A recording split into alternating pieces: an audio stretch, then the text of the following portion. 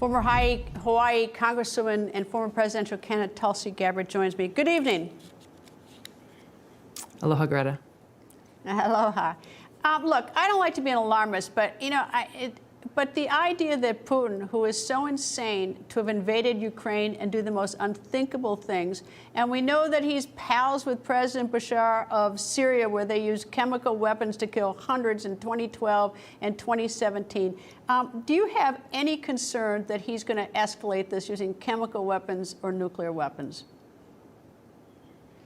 Oh, I think the concern is very real. I am concerned. I've expressed this concern in the past, frankly, because of two main reasons. Putin and Russia have nuclear capabilities. They've just outlined the numbers and the means of delivery of these nuclear weapons. It takes just one to start a nuclear war that can lead to total destruction. But number two is the nature of war in and of itself is that it is unpredictable.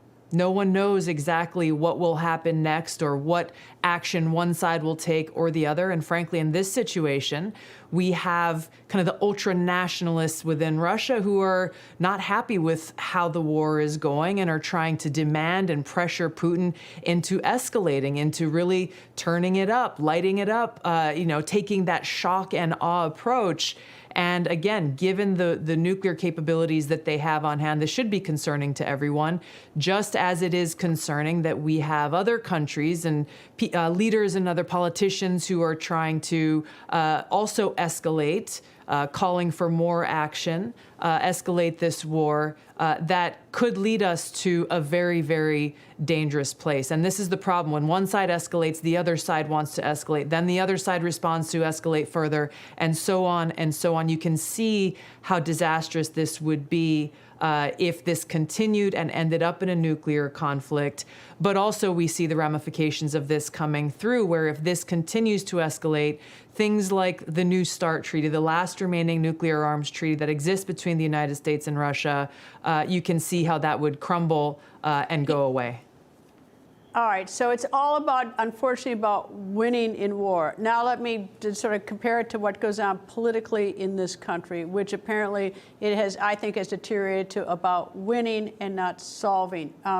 Do you have any sort of thought on the discourse that's going on politically in this country? Obviously, we're going into an election, which is a heated, competitive time, but in general.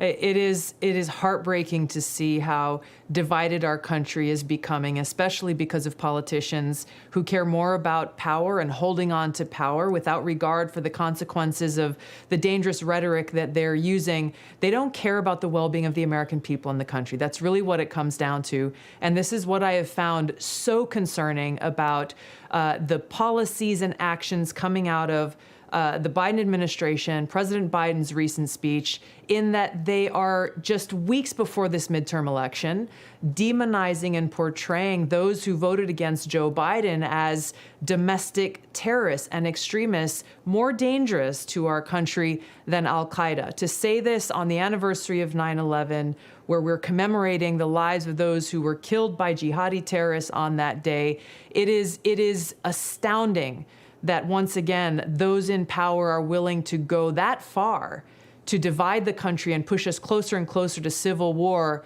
for the sole purpose of holding on to and gaining more power. It is worse than disrespectful and offensive. It's frankly dangerous, and it is undermining our democracy in and of itself.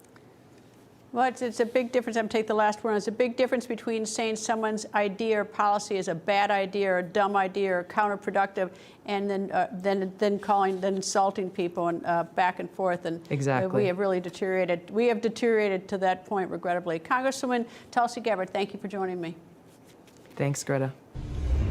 Hey guys, it's Rob Carson. September is historically the worst performing month for the stock market, so you better be ready for it. The Fed continues to aggressively raise rates, and JP Morgan is forecasting another mega rate hike September the 21st. Is that why Jamie Dimon said an economic hurricane is coming our way? Well, gold and silver have remained remarkably stable despite the Fed aggressively raising rates today. The Patriot Gold Group has a special incentive for Newsmax viewers. Huge! Now precious metals investors can enjoy enjoy the no fee for life gold and silver IRA on qualifying rollovers, or enjoy free discrete insured shipping on all direct gold and silver purchases. Here's the number, 800-356-4470. Call 800-356-4470 today.